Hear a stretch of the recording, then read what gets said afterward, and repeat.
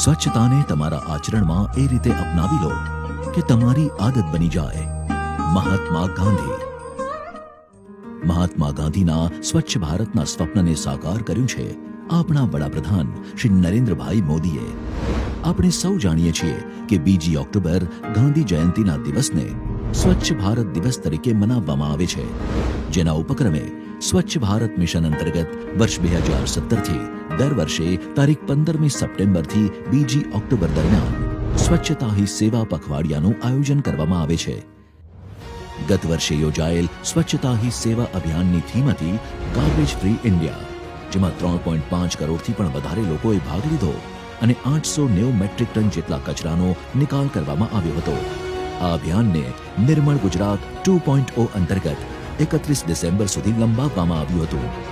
દર વર્ષની જેમ આ વર્ષે પણ તારીખ 17મી સપ્ટેમ્બરથી 2 ઓક્ટોબર દરમિયાન ગુજરાતીઓની ઓળખ સમા સ્વભાવ સ્વચ્છતા સંસ્કાર સ્વચ્છતાની થીમ ઉપર સ્વચ્છતા હી સેવા 2024 અભિયાનનું આયોજન કરવામાં આવ્યું છે, જેને ગુજરાતના મૃદુ અને મક્કમ મુખ્યમંત્રી શ્રી ભૂપેન્દ્રભાઈ પટેલના નેતૃત્વમાં ગ્રામ વિકાસ વિભાગના કેબિનેટ મંત્રી શ્રી રાઘવજીભાઈ પટેલ અને રાજ્યમંત્રી શ્રી કુંવરજીભાઈ હળપતિના માર્ગદર્શનથી 31મી ઓક્ટોબર સુધી લંબાવવામાં આવેલ છે.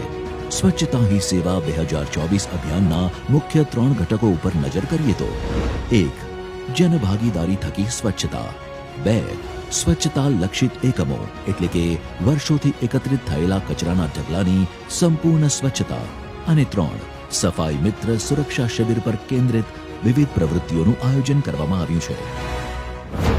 જનભાગીદારી થકી સ્વચ્છતા અંતર્ગત સ્વચ્છ ભારત માટે જાહેર જનતાની ભાગીદારી, સ્વચ્છતા અંગે જાગૃતિ ફેલાવવી અને સ્વચ્છતા માટે વિવિધ સાંસ્કૃતિક પ્રવૃત્તિઓ કરવામાં આવશે. ઘણા સમયથી જમા થયેલ કચરાના સ્પોટ ઉપર સફાઈ માટે જનભાગીદારીથી મેગા ક્લીનિંગ ઝુંબેશ કરી નિશ્ચિત સમયમાં સંપૂર્ણ પરિવર્તન કરવામાં આવશે. સફાઈ મિત્ર સુરક્ષા શિબિર દરમિયાન સ્થાનિક સ્વરાજ્યની સંસ્થાઓમાં કાર્યરત અંદાજિત 25,000થી વધારે સફાઈ કર્મીઓ અને તેમના આશ્રિતોના કલ્યાણ માટે કેન્દ્ર અને રાજ્ય સરકારની વિવિધ યોજનાના લાભો જેવા કે આરોગ્યની ચકાસણી, આવાસ, ઘરે ઘરે નળ, વીજળી, ગેસ, આરોગ્ય કાર્ડ, વીમો, રસીકરણ, બેંક લોન અને પીપીઈ કિટ આપવા માટે કેમ્પ્સ કરવામાં આવશે.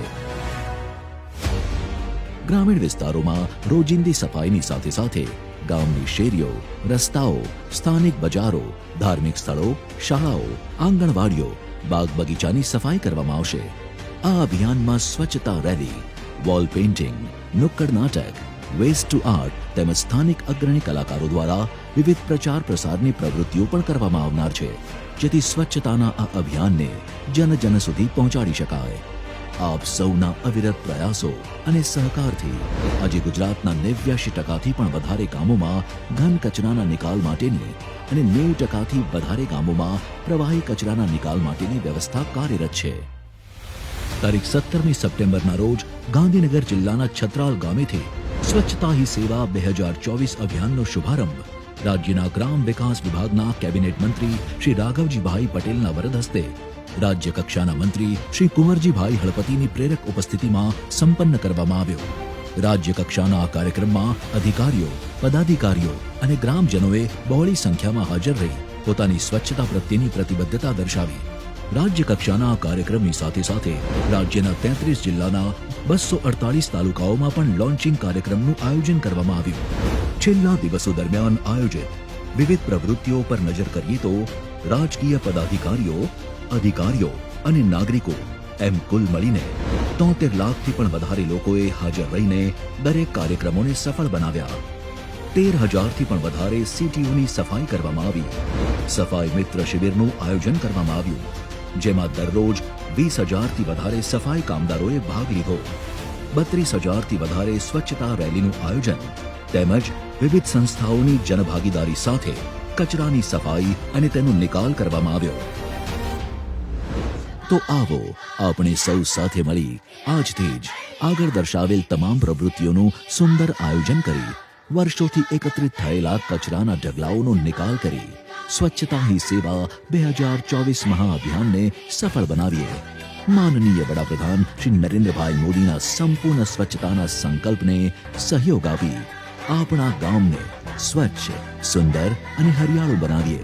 સ્વચ્છતા હી સેવા 2024 સ્વભાવ સ્વચ્છતા સંસ્કાર સ્વચ્છતા કમિશનર શ્રી ગ્રામ વિકાસની કચેરી ગાંધીનગર દ્વારા પ્રસ્તુત।